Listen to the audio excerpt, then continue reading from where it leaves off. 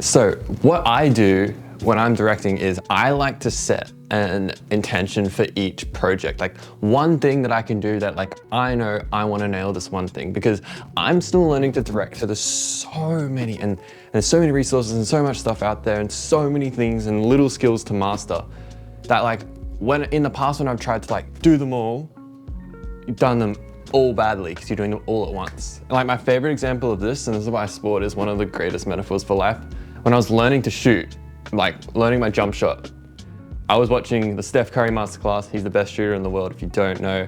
And like, he would be telling you, okay, so make sure your knees are bent and then make sure you got your elbow up and then you follow through, make sure you flick your wrist, like get it all perfectly like in line, that kind of thing. And I was trying to do all of these things at once and my jump shot ended up just being super freaking wonky.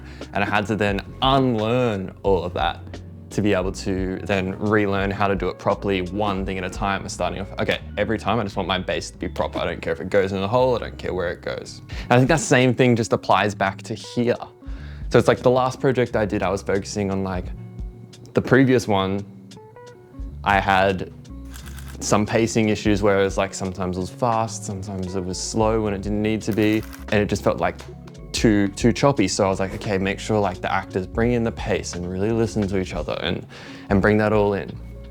And I felt like I got pretty good at that. And for this next one I'm about to shoot, we're gonna be using more like permissive language and improv into my rehearsals. So then the actor especially, and it does apply to the project as well, like this is a serious project about drugs and the subject matter and family and relationships. So it's like, getting them to feel free and using permissive language really well is going to be important for this project, because if they don't feel comfortable bringing out these really deep and like we're asking them to bring some crazy emotions to the table, then they're not going to give the best performance they possibly could because they're not going to feel safe and comfortable to do so.